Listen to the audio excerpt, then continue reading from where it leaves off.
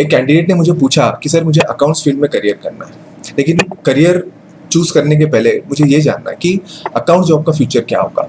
मैंने पूछा फ्यूचर मतलब? तो उन्होंने बोला कि सर मैं अगर अकाउंट्स को एज अ करियर चूज करता हूँ आज के डेट में, तो यहाँ से लेके अगले 10 साल या 20 साल या फिर 30 साल की मैं बात करूँ, तो मेरा सैलरी ग्रोथ, मेरा करियर ग्रोथ, मेरा डिजिग्नेशन या फिर मेरा जो वर्क प्रोफाइल होगा वो क्या होगा। तो हो सकता है ये क्वेश्चन बहुत से लोग के मन में आता हो, जो लोग अकाउंट्स में ऑलरेडी काम कर रहे हैं उनके मन में भी आता हो, या जो लोग अकाउंट्स को एज अ करियर चूज करना चाहते हैं उनके मन में भी आता हो। तो मैंने सोचा क्यों ना इस टॉपिक को हम यहाँ पे आपके साथ भी शेयर कर लें। अब यहाँ पे आगे बढ़ने से पहले एक चीज मैं आपको क्लियर कर दूं कि हम कोई भविष्यवाणी नहीं कर रहे हैं यहाँ पे। हम यहाँ पे सिंपल तरीके से कुछ फैक्टर्स डिस्कस करेंगे, जिससे कि आपको ये क्लियर हो पाए कि सर आने वाले 10, 20 साल या 30 साल में आपका अकाउंट, फाइनेंस एंड टैक्सेशन में रोल क्या हो सकता है। क्योंकि जब तक इस दुनिया में बिजनेस है तो लेन देन का काम, हिसाब किताब का काम होगा, और अकाउंटिंग, फाइनेंस, टैक्सेशन का काम होगा ही होगा। तो काम तो होगा, खाली फर्क होगा कि काम करने का तरीका जो है वो बदलेगा। तो उसी को हम यहाँ पे सिंपल तरीके से डिस्कस करेंगे। अब यहाँ पे इस टॉपिक को हम 3 फैक्टर्स में डिस्कस करेंगे। इस फैक्टर से आपको क्लियर हो पाएगा कि आने वाले फ्यूचर में अकाउंट्स, फाइनेंस एंड टैक्सेशन में आपका रोल क्या होने वाला है। अब यहाँ पे जो फैक्टर नंबर 1 जो हम डिस्कस करेंगे वो है टेक्नोलॉजी। सर टेक्नोलॉजी मतलब, अगर आप आपके आसपास ऑब्जर्व करें तो जो टेक्नोलॉजी है उसने कहीं ना कहीं आपकी लाइफ को चेंज कर दी है। तो कहीं ना कहीं वो अकाउंट्स, फाइनेंस जॉब को भी इम्पैक्ट करेगा। सर जैसे आप किसी शॉप में जाए तो बहुत सारे शॉप में आपको देखने के लिए मिलेगा कि अगर आप बिलिंग काउंटर पे जाए तो वहाँ पे जो बिलिंग होता है, करेक्ट है, वो मैनुअली नहीं होता है।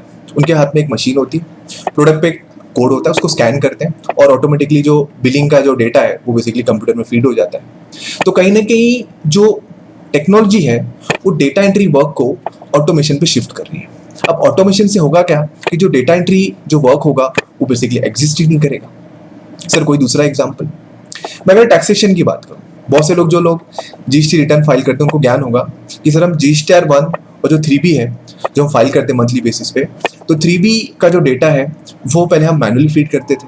जी बिल्कुल सर। अब अगर आप ऑब्जर्व करें तो वो ऑटोमेटिकली डेटा शिफ्ट हो रहा है। सर कैसे? अगर आप सेल का डेटा देखें तो GSTR 1 से शिफ्ट हो रहा है, परचेस का डेटा आपका 2B से शिफ्ट हो रहा है। अब कहीं ना कहीं जो डेटा फीड करने का जो काम है वो ऑटोमेशन पे शिफ्ट हो गया है, लेकिन मॉनिटरिंग जो काम है वो तो होगा ही, क्योंकि जो लॉ है उसको मशीन रिप्लेस नहीं करी, लेकिन जो डेटा एंट्री वर्क है उसको तो रिप्लेस कर रही है। तो कहीं ना कहीं जो लोग डेटा एंट्री वर्क पे काम कर रहे हैं उन्हें कहीं ना कहीं सोचना पड़ेगा कि सर अब हमें डेटा एंट्री वर्क से थोड़ा ऊपर की तरफ सोचना है, हमें थोड़ा बियॉन्ड सोचना पड़ेगा, क्योंकि ये चीजें कहीं ना कहीं मशीन जो है उसको क्या कर लेगी, टेक ओवर कर लेगी। आई होप क्लियर है। सर सेकेंड फैक्टर जो हम यहाँ पे डिस्कस करेंगे वो है कंपटीशन। सर कंपटीशन का मतलब, जैसे जैसे हमारी कंट्री का पॉपुलेशन बढ़ रहा है और जैसे जैसे आप देखें तो हर साल एक सर्टन क्राउड जो है वो ग्रेजुएशन अपना कंप्लीट करके मार्केट में जॉब सर्च करने के लिए उतर रहा है। तो कहीं ना कहीं सर ये जो क्राउड है ये आपके लिए कंपटीशन ही है। हो सकता है जिस क्वालिटी, जिस लेवल का आप काम कर रहे हैं, हो सकता है कोई बंदा आए वो बोले कि सर मैं वही क्वालिटी, वही लेवल आपको प्रोवाइड करूंगा, कंपनी को बोले मैं लेकिन कम सैलरी में काम करने के लिए रेडी हूँ। तो हो सकता है वहां पे कंपनी रिप्लेस कर दे उस पर्सन को। तो कहीं ना कहीं जो कंपटीशन है वो भी आपके लिए चैलेंज हो सकता है। तो सर इसके लिए हम क्या कर सकते हैं? तो यहाँ पे आपको कहीं ना कहीं आपके स्किल को, आपके टैलेंट को कॉन्टिन्यू बेसिस पे अपडेट करना पड़ेगा, क्योंकि जैसे से आप अपडेट रखोगे अपने आप को तो आपको कोई भी क्राउड रिप्लेस नहीं कर सकता। तो यहाँ पे जो कंक्लूजन निकल के आता है सेकंड फैक्टर का वो ये है कि आपको ऑन डेली बेसिस या कॉन्टिन्यू बेसिस आपको आपके स्किल को, आपके टैलेंट को अपडेट रखना होगा। ठीक है। तीसरा फैक्टर जो आपके लिए जानना जरूरी है वो है cost to company. Cost to company का मतलब होता है कि सर एक पर्टिकुलर कॉस्ट जिसपे उस एम्प्लॉय को एम्प्लॉयर हायर करता है। तो कहीं ना कहीं आज के डेट में आप देखेंगे तो कंपनी की एक्सपेक्टेशन जो है वो एम्प्लॉय से काफी बढ़ चुकी है।